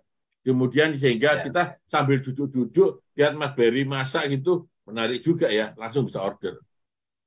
Nah ini yang saya sampaikan, bisnis makanan ini luar biasa, tetapi tadi itu tetap produk itu tidak bisa bohong. Rasa itu tidak bisa bohong. Jadi yang rasa itu tetap harus kita yakinin bahwasanya rasa itu sudah sesuai sama keinginan atau ekspektasi dari, saya sudah nggak ngomong needs and wants lagi gitu ya, tetapi keinginan atau ekspektasi dari yang makan itu. Jadi ketika orang makan sosisnya Mas Berry itu membayangkan dirinya jadi orang Londo, jadi orang Belanda, jadi orang luar negeri. Wah, gagah sekali gitu makan sosis di tengah jalan, gede banget, segede gaban itu. Itu itu sebuah saya mengatakan bukan insanity ya, tetapi itu sebuah provokasi yang berhasil yang dilakukan Mas Berry terhadap pasar yang saat itu digoda oleh sesuatu yang memang belum ada di Surabaya saat itu. Kira-kira itu. Di Indonesia belum ada waktu itu, Pak Malan. Ya, betul. Ya, jadi itu ada Mas Berry cuma biasanya di mall-mall atau kemudian belum ada Pak, waktu itu belum ada Pak sama sekali. Belum ada. Tahun itu belum ada waktu. Jadi saya berpikirnya itu kan pada umumnya di Indonesia itu kan orang makan sate itu kan beli sejinah atau 10 tusuk kan gitu ya, makan sama nasi. Nah, tapi sesuatu yang baru bahwa sate satu dipakai untuk jalan-jalan gitu loh. Apalagi di situ situasinya kan di situ crowded berupa festival makanan di sana. Jadi orang itu saya pikir dia akan merasa bangga dengan membawa sate saya ini untuk keliling gitu. Saya pikir seperti itu aja, Pak. Dan itu kan akhirnya dilihat dengan orang banyak. Ini beli apa ini? Sate apa kayak gitu. Nah, itu yang membuat orang akhirnya dari membantu pemasaran kita juga gitu loh dari sisi itu. Ya, word of mouth-nya jalan Mas Luhur. Betul. Karena goda orang atau dari mulut ke mulut, terus kemudian ya tadi itu. Yang beli juga kemudian bukan segmen tertentu saja, tetapi semua segmen bisa di-grabbing karena ya ketika satu waktu kita bisa membuat semua orang terpesona, tetapi tidak bisa dalam semua waktu kita membuat orang terpesona. Itu aja Mas Luhur. Terima kasih Mas Luhur. Ya, terima kasih Mas Don, Mas Berry, Bu Nova. Ini saya baca ada satu pertanyaan ini. Mungkin kita coba highlight Mas Kis, pertanyaan mengenai kendala untuk bisnis makanan hangat ini menurut pengalaman Bu Nova seperti apa? Bu Nova barangkali bisa bercerita kepada kita semua seperti apa, Bu? Jatuh bangunnya atau tantangan-tantangan yang harus dihadapi, kendalanya ketika berbisnis nasi bakar Ibu ini. Silakan Bu Nova. Kendalanya kalau waktu awal-awal itu Pak, saya masih belum bisa meminit misal ada orderan dadakan gitu Pak ya. Misal jam 10 harus sampai. Itu awal-awal itu saya itu terlambat karena apa? Saya belum bisa ini untuk membakar ini harus jam berapa gitu. Nah, kalau sekarang sudah bisa semua gitu. Terus waktu awal-awal saya jualan sih untuk driver datang gitu Pak, saya itu harus gini, saya ini harus jualan porsinya ini dulu. Tuh, jadi supaya kita tidak rugi. Akhirnya kok responnya bagus, besoknya saya tambahin Pak. Gitu. Ya karena kalau enggak laku, masa kebanyakan enggak laku, waduh harus buang gitu ya Bu ya, beda dengan makanan kering atau dalam kemasan ya Bu. Makanya Pak, paham. Itu tidak pernah bikin, kan kadang ada customer bilang, oh kok enggak pakai nasi gurih gitu, karena saya tahu nasi gurih itu resikonya tinggi. Ya. Prosesnya lama. Ya, bukan prosesnya Pak. Gini, kadang kalau tidak laku. Basinya cepat ya Bu? Ya, basinya juga cepat gitu. Jadi saya pun kalau memasak ikan itu tidak pernah pakai air Pak. Khusus hanya minyak goreng saja. Jadi kalau ada airnya sedikit, takutnya dimakan sore itu basi. Jadi alhamdulillah nasi bakar saya itu setiap customer beli, walaupun order banyak, kadang saya makan sampai sore itu tidak basi. Ada bos itu di Pakuwon Pak. Anak buahnya itu disuruh beli di daerah Perak. Cuman beli kesukaannya dia itu cumi sama udang. Gitu. Dia itu beli Shopee, itu beli makan siang. Dimakan malam itu katanya tidak basi. Alhamdulillah, karena apa? Saya itu tidak pernah pakai air. Jadi setiap memasak itu hanya minyak goreng aja, karena air itu mungkin ini bisa didengar ya Pak ya, sama pengusaha yang mau jual-jualan nasi. Itu kalau ada air cepat basi. Kecuali kalau cepat habis Pak. Karena kan kalau saya kan kadang yang melalui ojol itu Pak, itu dapat kadang kalau ibu, saya itu punya pengalaman itu sampai sore itu enggak basi. Itu aja. Kendalanya terima kasih. Jangan sampai basi, itu aja Pak. Ya, musuh utamanya basinya ini ya dalam usaha Hot Meals ini. Mudah-mudahan menjawab pertanyaan Mbak ini. Saya asumsi saya Mbak ini ya, Mbak Lulun Ismayati. Kalau kendala kan macam-macam Mbak ya. Silakan Mas Ferry tambahkan. Iya, jadi kalau namanya kendala itu kan macam-macam ya. Sebenarnya nggak hanya makanan, tapi setiap jualan apapun pasti ada kendala aja gitu maksudnya. Tapi itu kan bisa diantisipasi gitu, dan itu bisa menjadi pelajaran buat kita gitu. Untuk kedepannya supaya kendala itu juga akhirnya bisa kita lewati gitu, bukan menjadi kendala lagi kan gitu. Ya, itu bagian yang tidak terpisahkan dari namanya usaha, itu pasti ada kendala gitu ya Pak. Ya ada masalah Mas Luhur. Ada masalah itu masalah itu harus diselesaikan gitu aja. Betul. Terima kasih Mas Ferry. Saya rasa kalau tidak ada pertanyaan lagi, mungkin kita beri kesempatan kawan-kawan atau para pembina, para pendamping yang lain untuk bisa menyampaikan pendapatnya. Pak Ketut, Pak Afrison, Pak Salahuddin, Mas Don, silakan kalau ada yang untuk menjadi kata-kata penutup, bukan kata terakhir. Kata terakhir itu kan kesannya tidak enak. Kata penutupan. Kalau kata terakhir, aku nanti pulang Surabaya Luhur. Jadi aku merasakan tahu campur, soto Madura, gitu kan ya. Terus kemudian tung-tung, gitu. Itu kata terakhir saya itu. Sudah es tung-tung gitu ya. Sama ini, kalau mengingat kondisi asam urat terakhir, saya rasa tapak siring kita bisa. Betul, makanya tadi sudah soto Madura, saya sudah tidak mengatakan brand, tapi kalau Pak Luhur ngomong tapak siring ya tidak apa-apa. Iya, itu enak sekali Mas. Memang Pak Luhur ini makanan tuh aja, tidak apa-apa. Ya mungkin tadi Pak Ketut ya tadi, mungkin yang disebut Mas Luhur. Silakan Pak Ketut. Terima kasih Pak Don, Pak Luhur, Pak Beri, ketemu lagi. Iya Pak. Pak Ayah, ini inspirasi bagi sahabat pena. Jadi ini kalau kata Pak Don, saya gagal fokus dengan baju Pak Don. Jadi saya tentu inspirasinya adalah keuletan. Kami mengelola.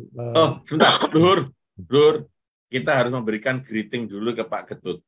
Karena kemarin kuenya enak dan hari ini dipesan 40 sama Ibu.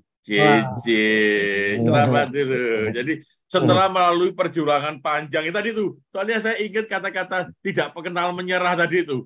Setelah melalui perjalanan panjang, menyetorkan ke kantor kita kira-kira sudah 5 kali kira-kira ya gitu kan. Kemarin itu baru enak dan ternyata betul. Waktu saya ngomong enak itu, saya belum ngomong enak, dipesan buat hari ini 40 pack sama Ibu gitu kan. Terus saya bilang, itu ya kue tadi ya, saya bilang gitu kan. Iya, enak memang. Jadi Mas Berry, Pak Ketut ini bukan sekedar ngomong, tapi dia melakukan eksperimentasi dengan teman-teman yang ada di Pangudi Lur. Silakan Pak Ketut. Ya, terima kasih Pak Don. Saya di awal sesi ini dengan Pak Luhur tadi dengan Mas Kis sudah membahas tentang Master Chef 3 orang yang sudah menyatakan enek. Saya sampai sekarang belum bisa melupakan itu, bahwa terngiang-ngiang masih roti bantet gitu ya. Ini menjadi pemacu saya Pak Berry. Jadi kita jangan pernah berhenti. Jadi istilah saya berhentilah berhenti gitu ya. Jadi ini tadi saya masih kumpulkan. Nah, sesuatu yang tadi Mbak Ia juga menyampaikan bahwa tidak mampu jam 10 harus mengantar ya pesanan, itu tidak mampu dilakukan. Nah, saya dipesankan oleh customer itu jam 6 pagi, jam 12 malam saya udah antarkan tadi malam gitu ya. Ini mudah-mudahan itu tidak mengecewakan. Nah, kalau saya menyitir kata-kata Pak Don ini, bagaimanapun ini never ending program ya. Jadi Pak Don mengatakan kita melahirkan makhluk hidup atau organisme ke dunia ini bisa bertumbuh, berkembang, dan mati jika tidak menemukan habitat yang tepat.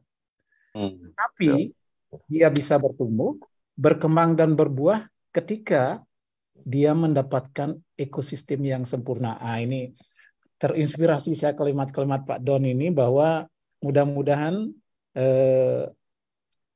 saudara-saudara yang mendapatkan pena kemarin sudah menemukan habitatnya sekarang sehingga bisa berbuah. Dengan inspirasi-inspirasi yang sekarang sesi kuliner ini, kita sama Bu Nopianti, Pak Don, kita akan pesan mie-nya karena itu di seputaran Senen. Nah, itu champion-champion kita. Saya kira demikian Pak, terima kasih. Terima kasih Pak Ketut. Meskipun dia jualnya Senin, kita pesannya Selasa enggak apa-apa ya Pak? Daerahnya soalnya Senin, pesannya hari Selasa. Terima kasih Pak Ketut. Mohon maaf, Senin Selasa saya ada di Aceh ya, jadi sudah tidak apa-apa. Saya mewakili pada Pak Luhur. Ya. Nanti saya yang sama Mas Dodi sama kakak Eropa gitu kan ya, kakak Eropa yang akan melakukan. Kemarin itu nyobain kuenya habis puasa Mas Don. Jadi saya agak curiga. Ini semua enak kalau habis puasa. Enggak, kita yang makan itu ada 4 kue, yang makan 3 orang.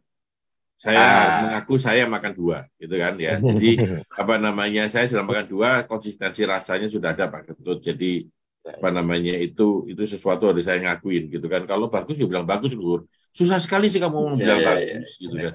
Kalau saya bilang enak, saya mempertanyakan judgement-nya Pak Don. Karena Pak Dodi itu cuma makan 1, enggak ini, habis puasa kan, jadi enggak beneran enak atau gimana? Kamu harus tahu kalau seorang master chef itu makan enggak usah banyak-banyak. Ingat Magnus itu kan, makan cuma 1 letok. Sudah tahu enak apa enggak? Ya, gini. Maknyusa. Pertanyaannya kalau perlu 2 untuk memastikan itu enak, itu sebenarnya itu lapar sebetulnya. Lapar. Enggak. Itu saya juga ingat apa yang after disampaikan taste-nya sama. Itu bagus itu. Silakan Mas Ferry. Ya enak. Saya ingat juga ngomongin maknyus itu, saya ingat apa yang disampaikan sama Pak Bondan ya. Jadi beliau tidak pernah mengatakan bahwa satu makanan itu tidak enak. Jadi yang beliau sampaikan adalah bahwa ada kesalahan dalam proses membuat makanan tersebut. Cuman itu aja. Nah itu ya. Jadi makanan itu bukan antara enak nggak enak, tapi ketika makanan itu enak dan proses bener apa enggak gitu ya. Betul. Ada kesalahan dalam prosesnya. Cuman itu aja. Saya ingat itu kalimatnya Pak Bondan tadi. Terima kasih. Ya, terus kemudian mungkin tadi untuk Pak Ketut mungkin semoga nggak berhenti di situ aja ya. Jadi masih bisa dikembangkan entah itu pemasarannya, produknya, pengembangan produknya dan sebagainya. Jadi itu masih bisa lebih luas lagi Pak Ketut. Gitu. Entah itu nanti dari program-programnya dari Pangudi Luhur ya. Entah itu membuat festival makanan, terus kemudian atau kan kalau dibuat festival makanan gitu bagus ya. Entah itu setiap Sabtu gitu festival makanan gitu dipasang spanduk besar, saya yakin banyak orang akan datang gitu ke situ. Gitu. Ya, lokasinya juga bagus ya Mas Ferry soalnya ya. Ya, betul. Ya, mungkin ada Pak Afison sama Pak Yahya ya. Mungkin ada Pak Afison sama Pak Yahya, silakan. Salahuddin juga ada, Pak. Silakan. Pak Beni sama Pak Yahya, Pak. Pak Beni juga ada ya, Pak Beni silakan. Boleh. Pak Luhur, hari ini sebetulnya ada teman-teman Mesir tadi yang ikut Pak Luhur, tapi saya lihat sudah tidak ada. Jadi teman-teman dari pelajar-pelajar dari Mesir juga pengen ikut gitu kan, karena kemarin Ibu menjelaskan kalau pulang dari luar negeri, jadi sebaiknya jadilah pengusaha. Karena masih banyak yang bisa diusahakan di negeri tercinta kita ini. Silakan Pak Yahya. Ruangnya masih terbuka lebar. Betul. Silakan Pak Salahuddin. Surga pemasaran, percaya sama saya. Silakan Pak Yahya. Ya baik. Terima kasih Pak Don, Pak Luhur, dan Bapak Ibu sekalian yang bergabung pada siang hari ini. Ini di ujung kesempatan sesi waktu oleh Pak Don. Saya berterima kasih melihat ini praktek baik yang ditunjukkan, khususnya dalam kuliner ya, dan beberapa sampai Pak Don tadi menciptakan cita rasa. Dari 4 itu 2 yang disantap, itu artinya kan ada minat, ada mengundang selera ya. Nah yang kita seringkali pikirkan, mohon maaf Pak, ini saya Pak Yahya ini kebetulan di rehabilitasi sosial yang memang diminta untuk mengawal, untuk melakukan upaya secara paralel di samping melakukan pemulihan terhadap tidak berfungsian sosial, tapi juga kita sudah diminta untuk mendesain konsep agar bisa ikut berwirausaha. Nah, salah satu klaster kewirausahaan yang ada di dalam istilahnya teman-teman itu pena disabilitas adalah kuliner. Mereka juga punya keterampilan untuk masak-masak di tempat kami, itu seperti misalnya ODGJ Pak.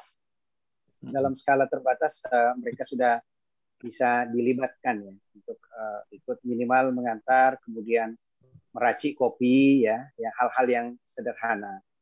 Tapi dalam konteks mungkin penambahan nilai manfaat, tentu saja kita menginginkan agar apa yang seringkali kita diskusikan dari Sabtu sampai Minggu itu memberikan nilai ekonomis. Jadi mereka juga pelan-pelan bertahap ya, jika pun ada keterbatasan untuk mereka yang secara langsung mengelola usaha itu, biasanya keluarganya yang kita jangkau Pak.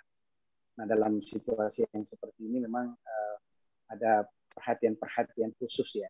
Kalau advance ya, tingkat yang mungkin middle up ya, menengah ke atas itu mereka sudah punya konsep, kemudian sudah bicara soal marketing, tata kelola pembukuan yang juga sudah semakin rapi. Nah di tempat kami khususnya komunitas disabilitas ini, termasuk yang ODGJ misalnya, itu memang memerlukan perhatian khusus ya. Yang saya lihat mungkin ya usaha-usaha yang sederhana ya, yang tidak terlalu membutuhkan pemikiran yang serius ya. Tapi saya kira apa yang kita praktekkan ini pada akhirnya semua mengacu kepada pemberdayaan, kewirausahaan yang bisa memastikan bahwa teman-teman yang selama ini menggantungkan kepada bantuan-bantuan sosial, ya kita akan pelan-pelan melibatkan juga teman-teman di rehabilitasi sosial terlibat aktif dan langsung dalam hal kuliner. Nah, saya kira itu Pak soal masak-masak, kemudian cita rasa yang disampaikan tadi, tentu kami mencermati, melihat dan mengadopsi praktek-praktek baik itu supaya di 31 sentra yang ada di Kementerian Sosial bisa juga secara aktif, inline, berkomunikasi, berinteraksi, bahkan mengadopsi apa yang sudah dihasilkan oleh para teman-teman terkait. Saya kira itu Pak Luhur, Pak Don, dan Bapak Ibu sekalian. Terima kasih Pak Ketut juga ya. Terima kasih Pak. Terima kasih. Ya, terima kasih Pak Yaya. Dan sampai bertemu hari Senin ya Pak Yaya. Senin nanti kita review semuanya, terutama kaitan sama pena disabilitas juga, sama pena komunitas, pena yang lain-lainnya, karena kita berharap awal Juli kita sudah bisa melakukan graduasi yang sesungguhnya. Ya Pak Ketut ya, jam 8 pagi ya, kita review Senin untuk kita yakinin ke publik gitu kan. Kita nggak sekedar cuap-cuap, tapi kita sebetulnya bagian daripada sebuah gerakan untuk merubah tangan di bawah menjadi tangan di atas. Silakan Pak Sur. Pak Beni tadi ada ya, Pak Mas Kesworo? Pak Beni ada Pak. Ada. Ya, silakan Pak Beni. Tetap setia ini, silakan Pak Beni. Terima kasih Pak Don, Pak Luhur, Mas ya, terus Bapak Ibu yang lainnya. Saya pikir ini pengalaman yang berharga ya hari ini. Tadi kita dapatkan testimoni dari Budi Perkasa Palembang. Di mana kalau tadi berbicara dikaitkan dengan rasa, mereka berani bersaing untuk menjual misalnya lele rasa original atau lele yang dengan bumbu tertentu. Jadi memang sebetulnya di dalam pemberdayaan untuk kelompok-kelompok yang usaha kuliner, yang sementara ini kita bina lah ya. Sementara ini kita bina, mereka sudah berani untuk memunculkan dan menjual tentang makanan tersebut. Nah, skill up-nya ke depan mungkin itu tadi, tentang rasa bagaimana bisa bersaing, dan ketika rasa itu menjadi satu acuan yang paling didamba, maka tidak akan menutup kemungkinan tadi seperti pengalamannya Mbak yang barusan Mbak Nova. Ya, Bu Nova, maaf.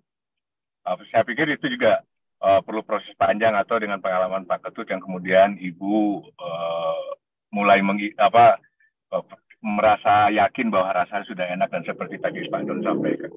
Nah ini tentunya Pak, dengan pendampingan yang seperti ini, baik online, dan juga kita berharap para pendamping di lapangan mampu terus, selain nanti menghubungkan dengan para expert yang bisa melakukan pendampingan untuk skill up, baik di dalam rasa packaging dan pemasaran, mungkin hal-hal lain yang memungkinkan bisa mendongkrak ya, istilah saya mendongkrak, bagaimana pendapatan para KPM yang mengikuti program PENA ini betul-betul bisa berlipat ganda. Itu saya pikir Pak Don, Pak Luhur, pengalaman yang saya dapatkan pagi sampai siang tadi ini. Terima kasih. Assalamualaikum. Waalaikumsalam warahmatullahi wabarakatuh. Waalaikumsalam warahmatullahi wabarakatuh. Ya, jadi ini never ending story, Luhur. Mas Luhur. Jadi ini sesuatu yang tumbuh, bergerak, kita kepingin itu dia berkembang dan kemudian berbuah buat keluarga kita, buat sekeliling kita, buat orang-orang baik di sekitar kita. Tapi yang tadi sampaikan itu Pak Ketut ngalamin bener itu. Namanya roti bantat itu kan. Jadi ya, tapi beliau tidak menyerah gitu, walaupun dalam hati itu gitu kan ya. Ini SKM ini nggak sopan gitu ya. Tapi tadi itu, kalau Mas Berry, kalau saya harus ngomong jujur Mas Berry, karena pasar itu jujur gitu kan. Kalau apa namanya tadi Bapak Magnus gitu itu ngomong seperti itu sama seperti zamannya kecil itu ada Pak Tinosiden Mas Berry. Nggak pernah ngomong gambar itu nggak bagus. Ini gambar ini dari adik luhur TK Cemplika-Cempliki. Bagus. Nah, gambar ini dari Pak Ketut dari Bali. Bagus. Ini gambar ini dari Mas Berry dari Surabaya. Bagus gitu kan. Suatu saat dia diprotes. Kenapa kok ngomong bagus? Tapi kalau ngelasnya Pak Tinosiden sampai sekarang saya ingat. Anak-anak, kalau Bapak mengatakan bagus itu, Bapak itu sebetulnya ada singkatannya. Bukan Pak Bagus Supomo, tetapi belajarlah anak-anak gambar untuk seni, cece, ngeles. Tapi tadi itu, sebetulnya memang kita harus memberikan semangat kalau kita tahu memang harus diberikan semangat. Tapi kalau buat orang kayak Pak Luhur, Pak Beni, Pak Ketut, Pak Yahya, saya akan memberikan semangat, tapi juga saya akan jujur. Kenapa? Waktu kita terbatas untuk kita nolong orang. Jadi kita harus punya konfidensi, keyakinan soal rasa tadi itu. Kalau rasanya sudah benar, kita bilang, ayo ini saatnya bertarung gitu kan. Wong sudah benar rasanya. Tapi kalau rasanya tidak benar, ya memang harus dicari cara. Kalau saya masih ingat kalau Pak Bagus itu ngomong gini ke saya, Mas Ferry. Itu saya anggap sebagai kata-kata bijaknya beliau terakhir pada saya. Mas Don, kalau buat kue itu tidak boleh eksperimen. Itu sudah ada takarannya. Kalau kastengel itu ya segini. Kalau nastar itu ya segini. Nah itu tidak boleh ditambahin, tidak boleh dikurangin karena itu sudah pakemnya kayak gitu. Kalau itu cookies, dia bilang gitu kan. Nah saya mengatakan itu gitu kan. Nah cuman yang segini ini prosesnya ya kadang-kadang tidak segitu gitu kan. Sehingga tadi itu Pak Ketut mengatakan kadang-kadang itu terlalu bahasa Madura soget gitu kan. Kuat. Saking manusia kuat. Makanannya juga kuat gitu kan. Jadi kalau digigit gitu enggak sekali itu tapi harus kuat gitu kan. Tapi enggak apa-apa. Kemarin sudah enak sekali Pak Ketut. Jadi croissant pisang. Nah, katanya Mas Dodi gitu. Jadi ini namanya croissant pisang gitu seperti sengau-sengau gitu. Itu seperti itu. Jadi kita harus yakin. Kenapa? Karena soal makanan itu rasa tidak bisa bohong. Dan itu sebetulnya kekuatan utama kita, Mas Berry. Jadi kalau barang-barang bagaimanapun barang-barang di frozen dari negara-negara sekitar kita kalau masuk ke kita pasti beda lah sama barang-barang yang fresh gitu kan. Walaupun kualitasnya sama tapi rasanya tidak bisa bohong gitu kan. Yang fresh itu rasanya di lidah itu pasti beda sama yang frozen tadi itu. Sehingga saya tetap yakin bahwasanya rasa itu harus kita cari, harus kita yakinin, harus kita tes gitu kan. Yang tadi kita sampaikan, kita bisa mengedukasi orang dengan tadi itu cara makan sosisnya. Tapi rasa sosisnya itu nggak bisa diedukasi. Orang begitu nggak enak itu sudah susah selesai gitu kan. Gosong, selesai gitu kan. Nah itu yang tidak bisa diedukasi karena itu adalah sesuatu yang ada dalam otaknya dia. Nah masalahnya yang di otaknya dia ini kan sesuatu yang sudah complicated ya. Jadi tidak mudah kita memahami otak dari konsumen kita. Saya masih ingat Coca-Cola dan Pepsi ketika blind test mana yang lebih hebat, mana yang lebih bagus, tapi begitu ada mereknya, mana yang lebih kuat untuk menarik orang untuk minum. Artinya apa? Nanti kita bicara tidak hanya sekedar rasanya, tetapi yang membentuk rasa itu, semua visual kita itu harus kita manfaatkan. Tetapi hari ini, lidah kita yang utama, hidung kita yang utama. Tetapi nantinya itu mata kita, telinga kita, bahkan sentuhan kita, ya tidak boleh ngomong meraba ya. Ketika kita memegang makanan itu juga sesuatu yang harus juga dipersiapkan. Gitu Pak Luhur. Mungkin tambahan sedikit. Jadi selain dari rasa juga dari diferensiasi produk juga sangat mempengaruhi ya ketika kita berjualan. Karena gini, saya selain sate waktu itu Pak, saya itu pernah nyoba lagi kan waktu itu di eranya Ibu itu kan sering ya festival kunjungan itu Pak ya. Nah setelah beberapa minggu saya ikut itu berapa bulan gitu, berapa kali saya ikut, itu mulai tumbuh tuh 2, 3, 4 yang jual sama dengan saya, Pak. Gitu. Akhirnya saya mencoba beralih.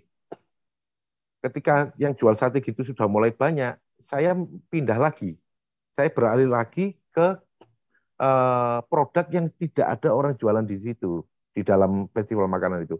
Akhirnya yang lain jual nasi campur, kemudian sate itu tadi termasuk, dan macam-macam masakan khas daerah gitu ya.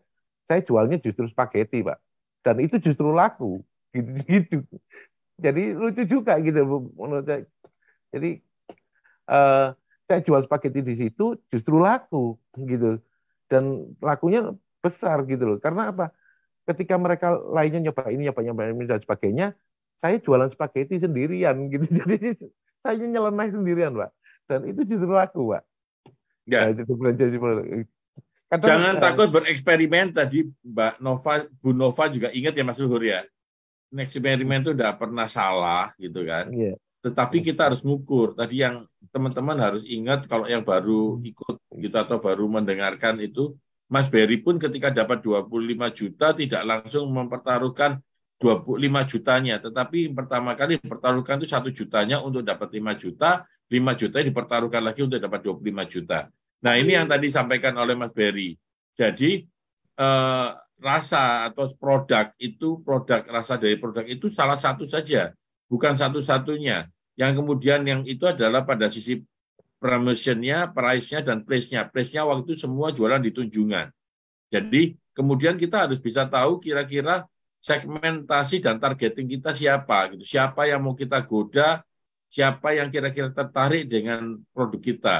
Tetapi yang kedua, yang tadi Mas Berry baru sampaikan, adalah membuat diferensiasi dan positioning dengan kompetitor. Jadi Mas Berry langsung lihat, oh begitu ada banyak orang jualan sate apa itu tadi? Sate sosis gitu kan. Iya. Maka Mas Berry melakukan diferensiasi lagi gitu kan. Oh kalau gitu ya sudah jangan jualan sosis lagi. Tapi ini kan ada anak-anak muda terutama yang hype, yang kemudian mau coba sesuatu, mau tampak keren, sampai enak tapi keren gitu kan. Sehingga namanya spaghetti ini orang tahu ini bukan Indonesia gitu kan.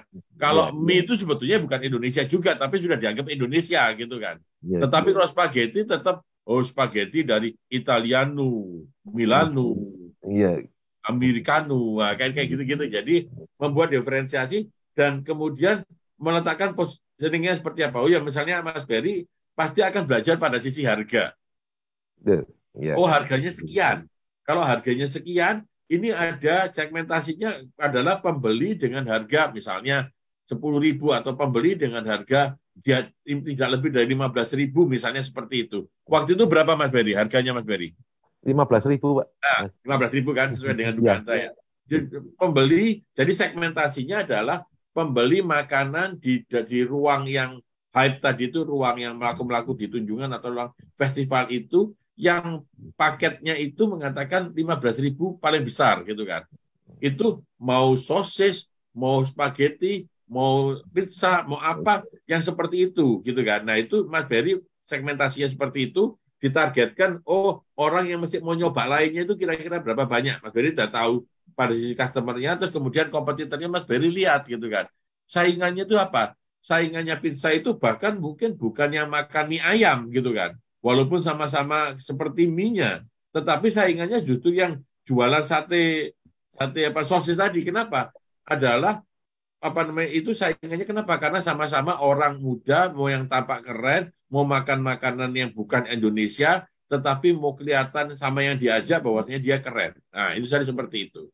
Itu psikografis yang mungkin bisa dipelajari kita semua.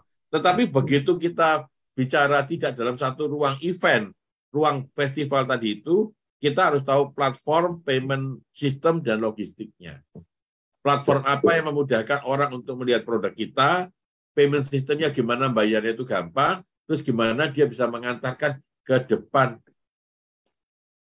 kehadiran kita. Walaupun kalau soto, Pak Luhur tetap mau makan di tempatnya. Dan mohon maaf, minggu ini Pak Luhur tidak bisa, saya wakili Pak Luhur. Saya berjanji untuk mewakili karena Pak Luhur tidak bisa datang ke Surabaya minggu ini. Kira-kira itu Pak Luhur, pengantar penutup dari saya. Sekaligus saya mungkin besok Pak Luhur, kalau Mas Cahya siap gitu ya, Mas Kisworo, kita bisa minta Mas Cahya, kemarin pengalamannya dia di Kupang, dan padu padan warna ini yang kelihatannya jadi penting gitu untuk teman-teman yang bisnis non kuliner, karena warna yang padu padan itu adalah warna yang kemudian betul-betul akan menarik buat kita untuk membeli sebuah produk. Kira-kira begitu. Tapi nanti kita lihat, kalau ada ya kita undang teman-teman lainnya untuk kita bicara yang non-food. Seperti itu, Mas Luhur. Sekaligus mengundang teman-teman.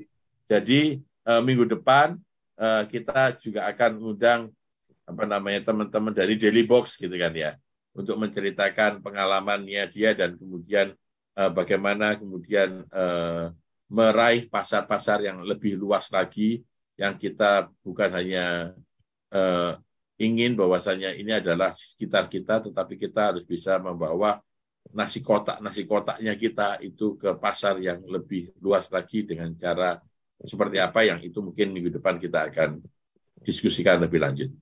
Terima kasih Mas Luhur, saya kembalikan waktu ke Mas Luhur. Terima kasih penutupnya Mas Don, Pak Salahuddin, Pak Beni juga tadi, serta Pak Ketut.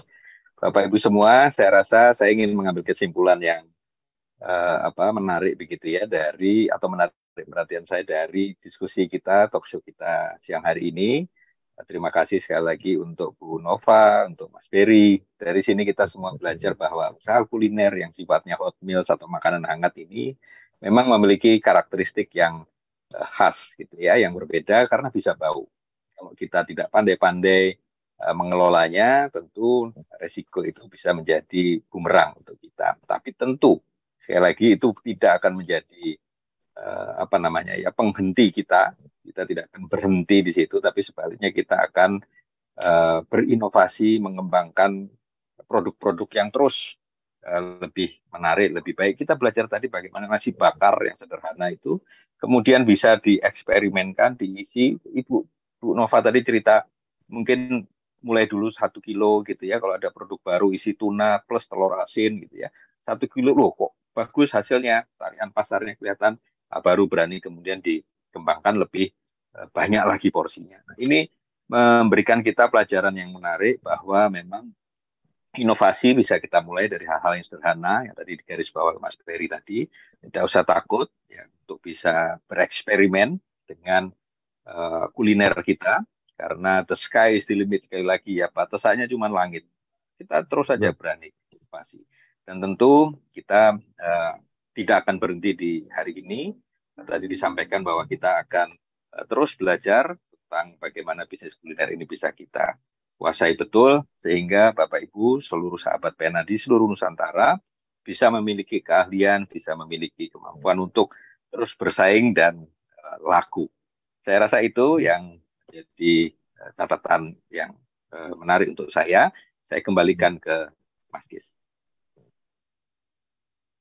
Ya, terima kasih Pak Luhur, Pak Don juga. Ya, menarik sekali pembicaraan kita kali ini. Ya, diskusi kita, belajar bareng. Ya, tadi sudah disebutkan Pak Luhur bahwa kreasi dan inovasi ini menarik ya. Ya, sahabat PNS sekalian, ya, jangan lupa harus kreasi dan inovasi. Mantap. Ya. Terima kasih Pak Berry dari Surabaya Hotel School. Terima kasih Bu Nova dari AIA Snack. Ya, terima kasih Bapak Ibu semuanya. Ya, dari Nusantara. Ya. Jangan lupa besok akan kita kembali lagi di sini di PENA TV. Ya. Ada 4 sesi. Nah, boleh mau bergabung di pagi atau langsung siang, silakan. Monggo. Ya, kita belajar bareng. Oke? Saya mohon pamit. Bila ada salah kata, salah ucap, saya mohon maaf sebesar-besarnya. Ya. Saya ingat itu Mas Gis. Saya sekarang ingat apa namanya nasi bakarnya Bu Nova ini. Yang tuna itu sudah lama saya tidak makan Mas Luhur. Jadi besok mungkin kalau bisa pesan 10 gitu Bu, dikirim ke kantor ya Bu. Nanti itu supaya saya bisa ngiming-ngiming Mas Luhur ketika ini Mas Luhur nasi bakar tuna. Iya, Pak Don. Tuna sama apa namanya tadi? Tuna mix sama telur asin. Oh, kalau itu dia tidak berani, dia pasti tidak berani. Tuna mix saja. Itu nanti 5 tuna, nama satunya 5 tuna sama telur asin. Itu supaya nanti Pak Luhur ketika itu Pak Luhur ini maknyusa itu penting untuk Pak Luhur, memberikan semangat Pak Luhur untuk ke Surabaya. Itu Mas Gis, mohon maaf sekali lagi saya terganggu karena lihat Pak Luhur ini, saya harus mengganggu Pak Luhur untuk mengingat pada tanah leluhurnya, tanah tumpah darahnya. Nah, silakan Mas Gis. Ya. Berarti itu Pak ya, besok ya Pak ya? Besok. Alhamdulillah. Besok ya. Jadi Mas Sugi yang kalau mendengarkan, besok kita makan nasi bakarnya apa namanya Bu Nova ya. Supaya nanti harus datang sewaktu jam gini Bu Nova, sehingga Pak Luhur bisa melihat news waktu ada kepulan ininya apa namanya asapnya gitu. Wah, hangat itu. Gitu. Aduh. Saya ingat. Jadi saya harus mengingatkan lagi Pak Luhur untuk segera kembali ke tanah tumpah darah yang mulia. Terima kasih Mas Gis. Silakan Mas Gis. Terima kasih Pak Don. Sudah order di Bu Nova. Ya. Saya mohon pamit bila ada salah kata, salah ucap. Mohon maaf yang sebesar-besarnya. Ya. Jaga kesehatan, aktif, positif, produktif, selalu gembira. Selamat siang. Assalamualaikum warahmatullahi wabarakatuh. Waalaikumsalam warahmatullahi wabarakatuh. Pahlawan ekonomi pasti laku.